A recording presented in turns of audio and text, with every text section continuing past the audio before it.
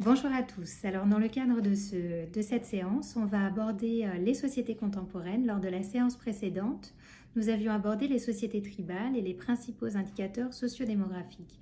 Pour montrer les profonds bouleversements sociodémographiques qui ont affecté les sociétés contemporaines, on va donc mettre en avant ces indicateurs et commencer déjà par la porte d'entrée, c'est-à-dire comment peut-on définir une période, une datation, à quel moment sommes-nous entrés dans des sociétés dites modernes.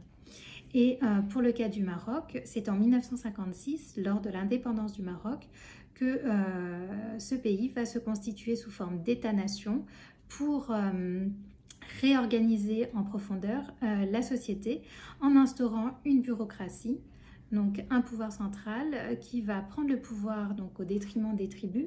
Je vous avais dit que dans les sociétés tribales, le chef tribal organisait sa tribu. Donc il y avait une sorte, le chef tribal veillait à l'organisation sociale, l'éducation des enfants, etc., mais aussi à la sécurité des membres de la tribu. Et là, avec l'instauration de l'État-nation, on a une nouvelle organisation sociale qui se met en place et on va avoir l'instauration d'une bureaucratie qui va gérer le quotidien des populations. Donc notamment, par exemple, le ministère de la Santé, le ministère de l'Éducation, le ministère de l'Économie, le ministère de la Justice, le ministère de la Défense. D'ailleurs, le monopole de la violence relèvera dorénavant du rôle de l'État. C'est l'État qui sera détentrice du monopole de la force. Donc on voit bien que là, il va y avoir un renversement, une modification profonde de la société. Et cette modification profonde de la société passe notamment, si on regarde bien, par des indicateurs comme le taux d'urbanisation. Donc les sociétés modernes sont aussi associées aux villes, au mode de vie urbain et à l'accroissement du nombre de villes. Et pour le cas du Maroc, on va constater qu'en 1960, le royaume comptait 112 villes, dont 11 villes de plus de 50 000 habitants. En 2014, le nombre de villes va plus que doubler. On va constater que le royaume compte 256 communes urbaines. Et parmi ces 256 communes urbaines, 20% d'entre elles ont une population de plus de 60 000 habitants. Donc ce mode de vie urbain va affecter profondément l'organisation sociale des populations. Donc, je vous ai dit que l'État-nation, c'est la réorganisation de la société, mais même aussi sur le plan économique. Donc, je vous avais dit que dans les sociétés tribales, l'économie reposait sur une économie d'autosubsistance avec une répartition des tâches au sein de la famille.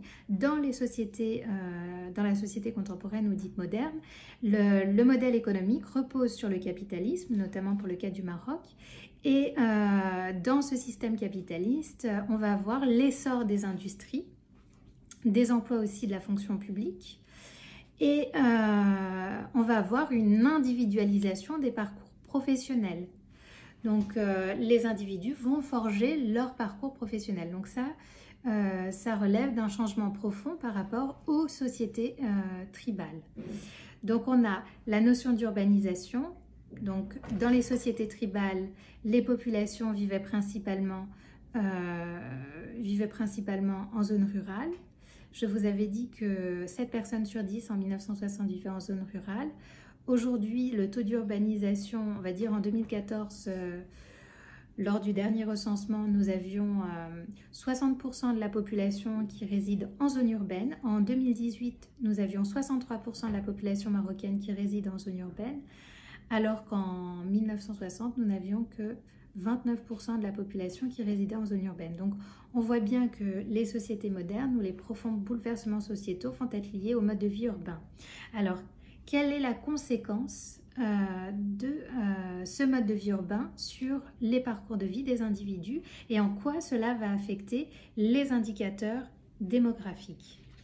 Donc la première chose, un aspect que nous avons abordé, alors peut-être avant de rentrer dans les modes de vie urbains, ce qui peut justifier le fait que l'écrasante majorité de la population marocaine vive en zone urbaine, s'explique principalement par le fait qu'au cours du XXe siècle, le Maroc a connu 11 vagues de sécheresse, dont 2 grandes vagues, une en 1930-1935 et la seconde en 1980-1985. Et ces différentes vagues de sécheresse, ces 11 vagues de sécheresse, vont inciter les ruraux à quitter la campagne pour améliorer leurs conditions de vie et vivre en zone urbaine. Donc on va voir que le mode de vie urbain contribue à accroître l'espérance de vie des populations. Pour le cas du Maroc, en 1960, l'espérance de vie était de l'ordre de 47 ans.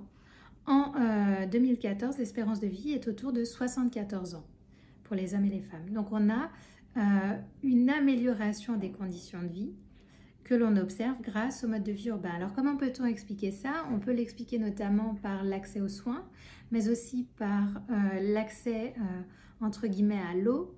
Donc c'est l'hygiène publique et l'hygiène privée qui va contribuer à améliorer à améliorer les conditions de vie et à accroître l'espérance de vie des populations.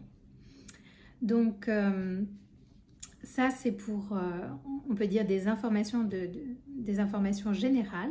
Maintenant, pour les indicateurs qui nous intéressent, les indicateurs démographiques qui nous intéressent, le mode de vie urbain va transformer les parcours de vie. Alors comment on va avoir une transformation? Je vous avais dit que dans les sociétés tribales, peu de personnes étaient alphabétisées. Et on voit qu'en 1960, 90% de la population marocaine ne savait ni lire ni écrire. Or, le mode de vie urbain contribue à donner accès aux populations au savoir. L'accès au savoir va se généraliser. Et on va constater que l'alphabétisation va concerner l'écrasante majorité de la population. Il ne restera plus qu'un tiers de la population analphabète en 2014. Donc, l'analphabétisme diminue de façon drastique. Donc ça, c'est le premier aspect. Alors, quelles conséquences cela a sur les trajectoires de vie?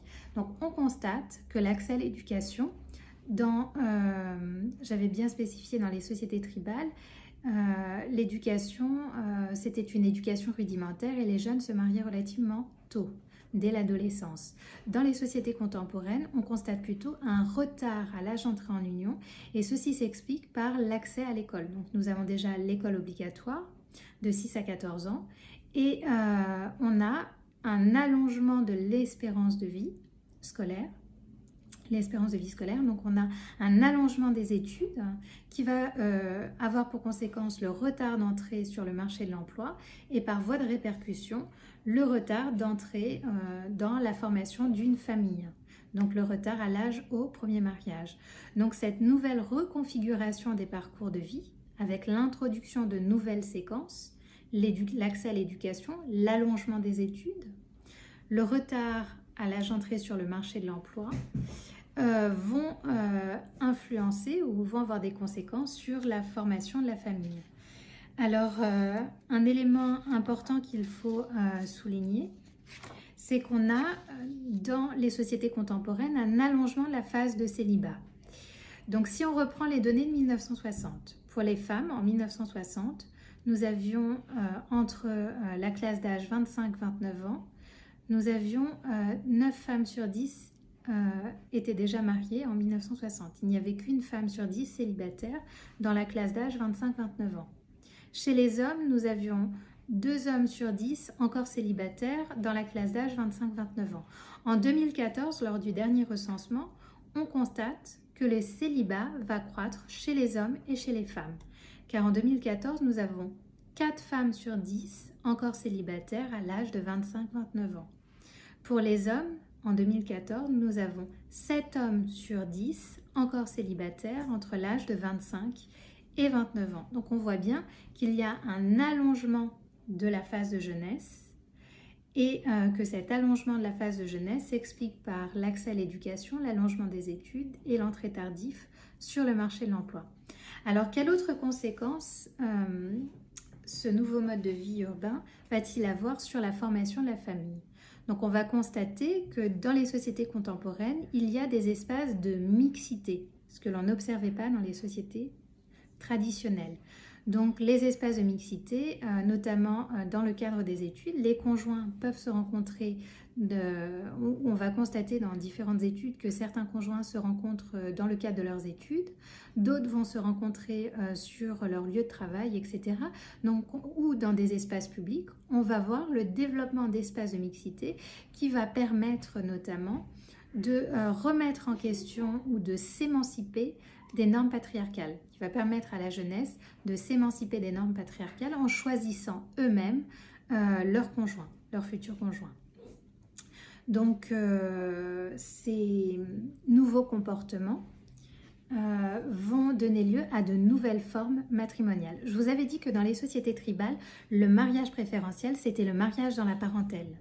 Là, dans les sociétés contemporaines, on va constater que le mariage dans la parentèle n'a pas disparu. Il existe toujours, mais il n'est pas majoritaire. Il ne représente qu'un tiers des unions. Mais on va voir se développer les mariages exogames, donc des personnes qui ne sont pas du tout liées par le sang, qui se marient ensemble. Il va y avoir aussi l'essor de l'homogamie socio-professionnelle, c'est-à-dire deux conjoints qui exercent le même métier et qui se marient ensemble. Donc on va voir l'essor de nouvelles formes d'union qui n'existaient pas dans les sociétés tribales. Donc, et ça aussi, ça peut s'expliquer par l'accès, le fait que les femmes ont accès aux études supérieures, accès à la scolarité, à l'éducation, mais aussi l'accès au marché de l'emploi. Donc on va avoir une plus grande liberté, notamment chez les femmes, et des transformations aussi au niveau des parcours masculins. Donc maintenant, on va s'intéresser à la famille. Je vous ai dit que dans les sociétés tribales, le modèle familial prédominant, c'est la famille élargie. Dans les sociétés contemporaines, et notamment en zone urbaine, le modèle familial prédominant, c'est la famille nucléaire. Et les couples, aujourd'hui, font état d'une descendance restreinte. C'est-à-dire que les jeunes ne sont plus désireux d'avoir de nombreux enfants comme dans les sociétés tribales, car le taux de fécondité en 2014 est de 2,2 enfants par femme en moyenne. Alors que je vous avais dit qu'en 1960, nous avions en moyenne un peu plus de 7 enfants par femme. Donc une forte fécondité. Et là, en l'occurrence, en 2014, la fécondité a été divisée par plus de 3. Donc, comment expliquer ce changement dans les comportements de fécondité? Alors, si on compare les sociétés tribales aux sociétés contemporaines, on constate que dans les sociétés tribales, l'enfant est une richesse. Il va aider, plus on a d'enfants, plus ces enfants vont nous aider dans les tâches quotidiennes, dans le travail des champs, etc.